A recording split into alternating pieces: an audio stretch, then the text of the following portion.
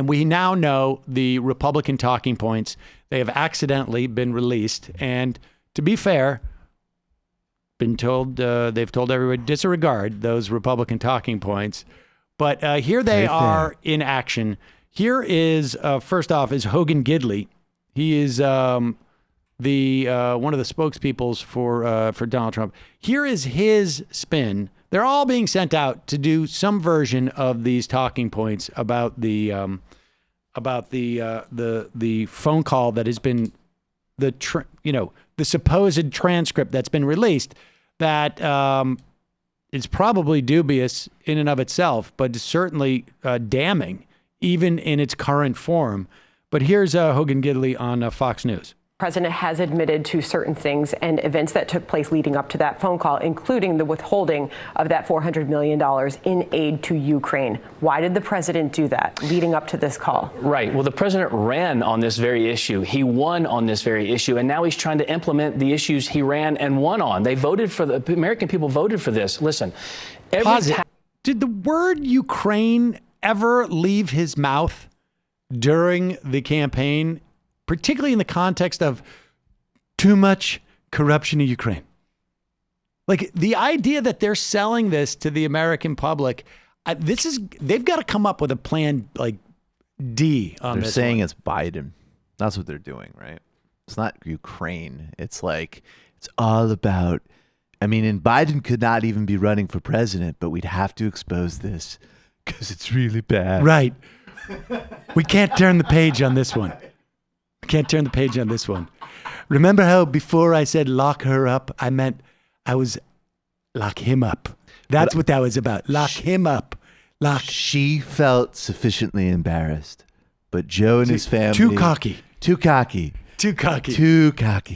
All right, let's get the.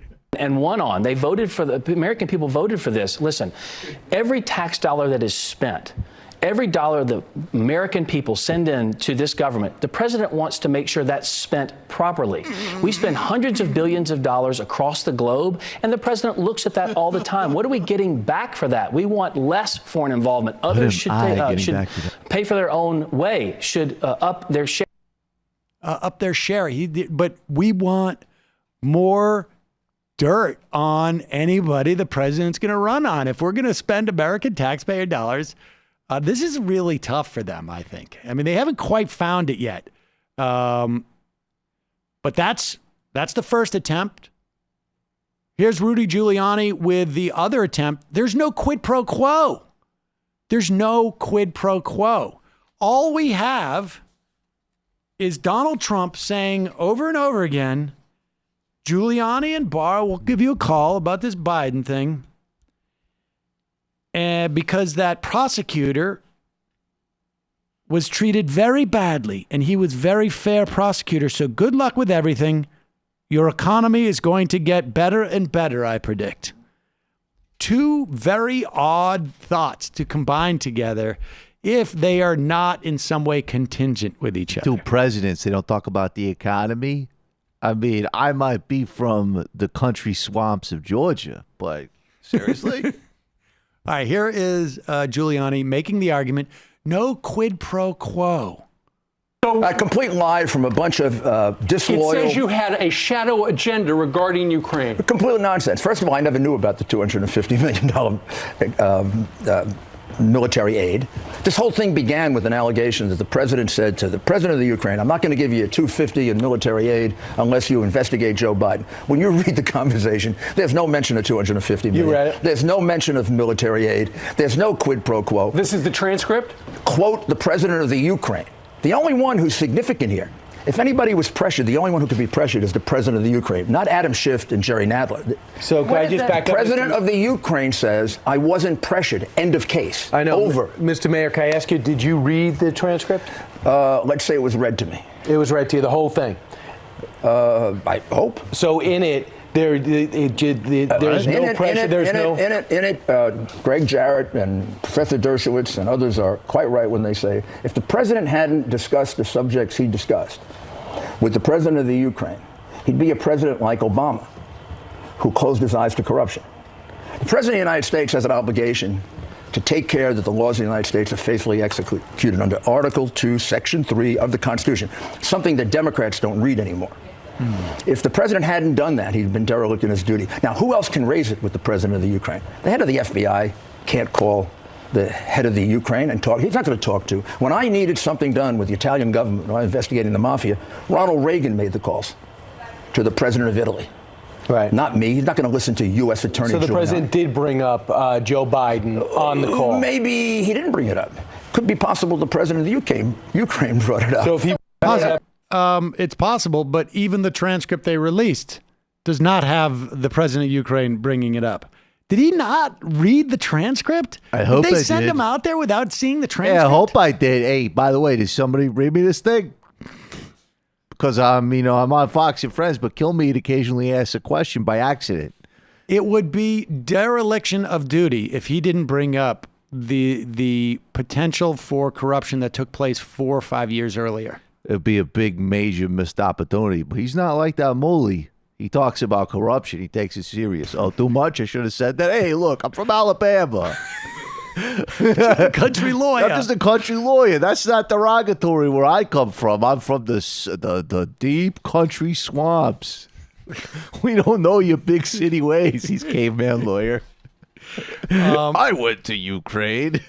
What do I know? I was just helping my friend and client, who you people think doesn't deserve a lawyer. Here is the... By the way, it's a very small point. The president of Ukraine is not going to go out of his way in the middle of all this to be like, oh, no, by the way, Donald Trump brought it up. He's lying. Right. A periphery country, depending on our aid, is going to just be like, yeah, I want to clarify. I'm going to take the Twitter. Of course. Correction, Exactly. Mr. Trump. Exactly. You did. Sir. Sir, how dare you, sir? And I count Elizabeth on... Warren's like McGonagall. And you brought it up. I know, not only did you intimidate me, sir, and bully me, but I know that Mike Pompeo will ensure that we, in the future, don't get in any way maligned by you. Thank you. And I also know that Mike Pompeo set up the meeting through Rudy. That's right. Because you leaked me the minutes of this and then asked me to email them back and ignore them. We're not worried whatsoever about the tanks that are arrayed on the border of our country from another major power. And so therefore I say, screw you. Yeah, exactly. Unbelievable. But you know what? That's actually the only talking point that I guarantee you, that is the talking point we're going to hear the most. Yes. That it's a victimless crime. It's a Right. the so-called victim says that it didn't happen. I guarantee you that's going to be the one they do because they know that's the one thing that's not going to change on them, that's going to turn on them. It turns out the transcript, Trump brought up Biden.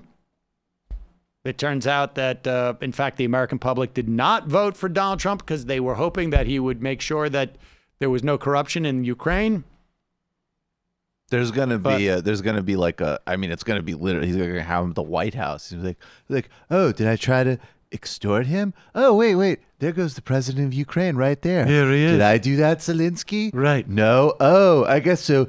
Case closed. Witch hunt. Presidential harassment. How many times do you think Zelensky is going to be invited to the White House and be forced to come over the next 8 months? Every at least once a month. Twice a week he's in there. Oh yeah, no, I just wanted to come. This one's actually just a vacation for me. No, we were just talking with. By the way, Zelensky, stand-up comedian. People should check out his set. Funny, very funny, Very funny. Great leader. Great guy. book, great book. Not bribe.